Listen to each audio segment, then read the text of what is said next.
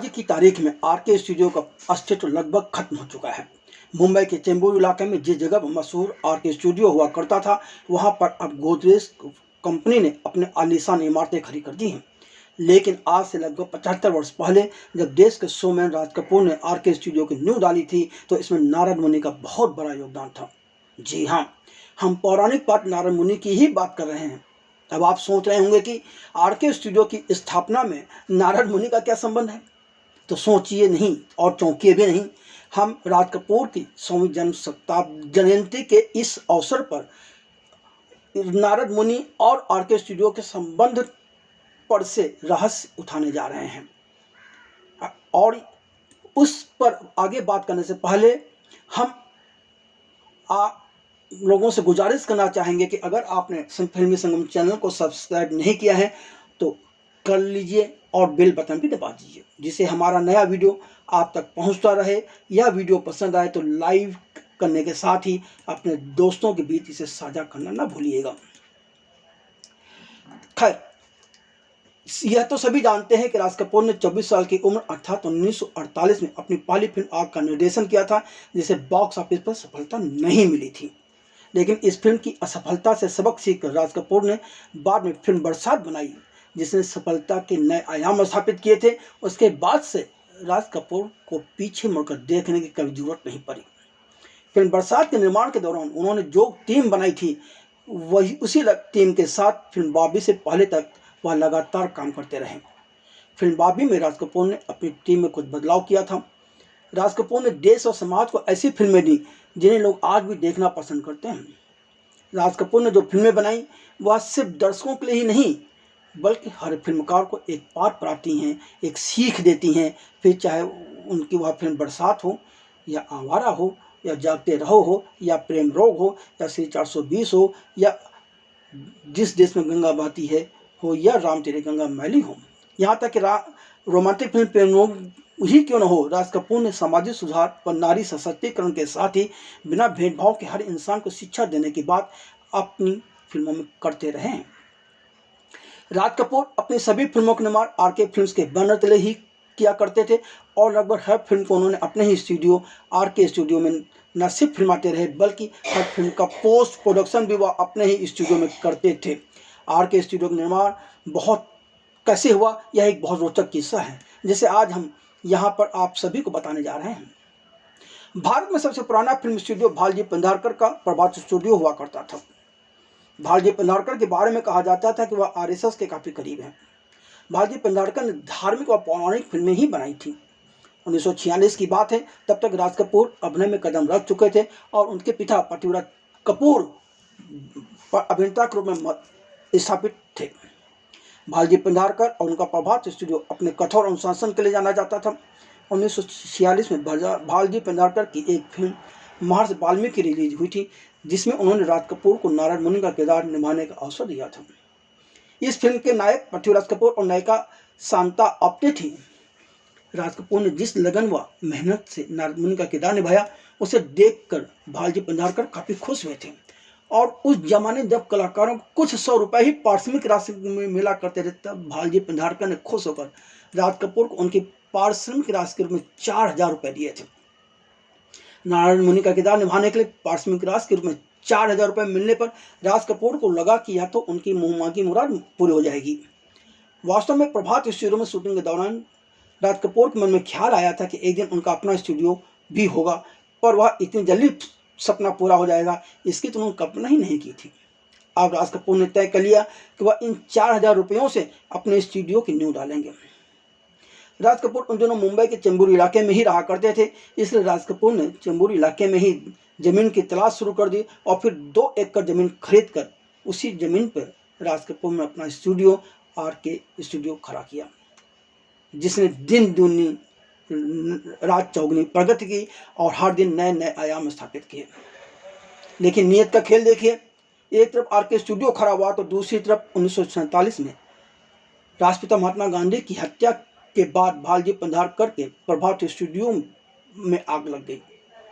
उस वक्त कहा गया था कि शायद कुछ लोगों ने जानबूझकर उनके स्टूडियो को आग के हवाले कर दिया। क्योंकि गांधी जी के हत्यारे नाथूराम गोडसे का संबंध हिंदूवादी संगठन से था और भालजी पेंढारकर खुद भी आरएसएस से जुड़े हुए थे।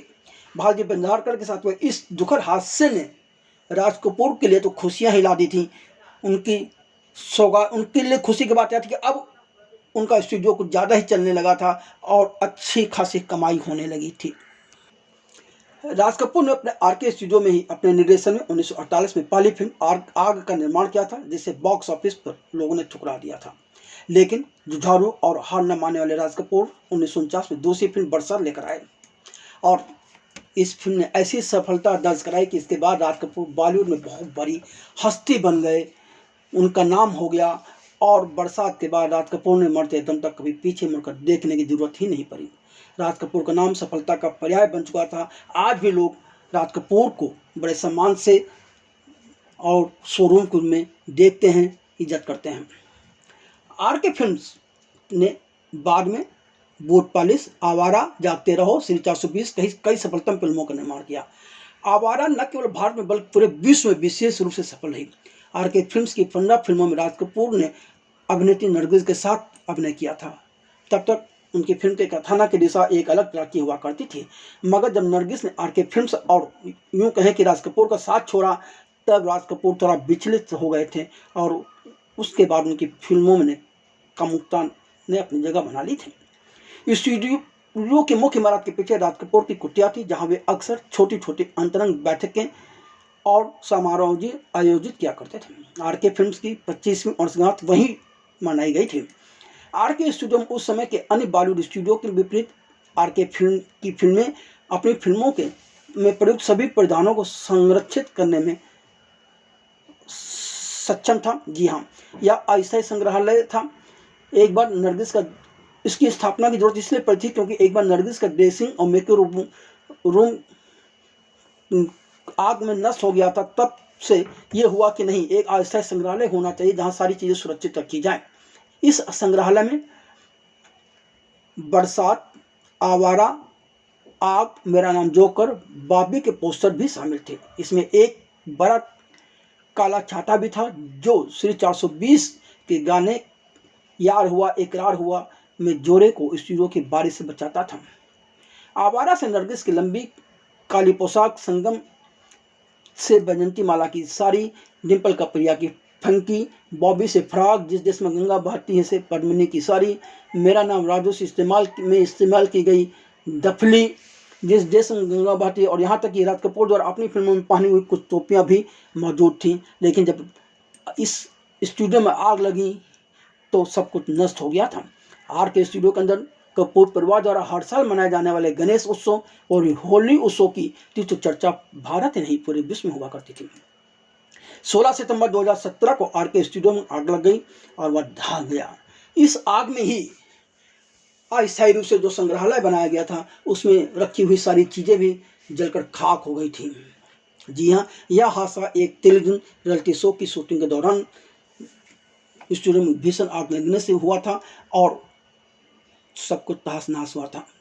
उसके बाद कपूर परिवार ने इसे पुनर्जीवित करने की कोशिश की, पर जो घाटा हो रहा था उसे सहन करना मुश्किल हो रहा था, तो कपूर परिवार ने आरके स्टूडियोज को बेचने का फैसला किया। उस स्टूडियो को जिसे लगभग 70 साल पहले महान अभिनेता राज कपूर ने बनाया था। बहरहाल अब उसी जगह पर गोदरेज ने ऊंची ऊंची इमारतें खड़ी कर दी हैं। प्रतीक चिन्ह। बरसात की सफलता के बाद ही राज कपूर ने फिल्म बरसात के ही एक दृश्य जिसमें वह और नरगिस की नकल कर राज कपूर ने अपनी film production company RK films का लोगो बनवाया था, जो कि उनकी हर फिल्म में नजर आता है। फिल्म बरसात के पोस्टर में भी इसे आप अच्छी तरह से देख सकते हैं।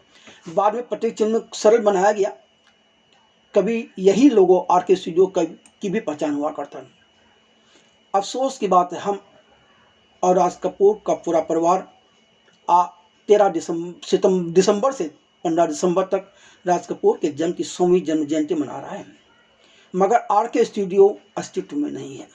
100 साल के सेलिब्रेशन के तहत पूरे देश में कुछ थिएटरों में महज 100 रुपये में राज कपूर की चुनिंदा यादगार फिल्में दिखाई जा रही हैं, जिनका आनंद आप भी ले सकते हैं।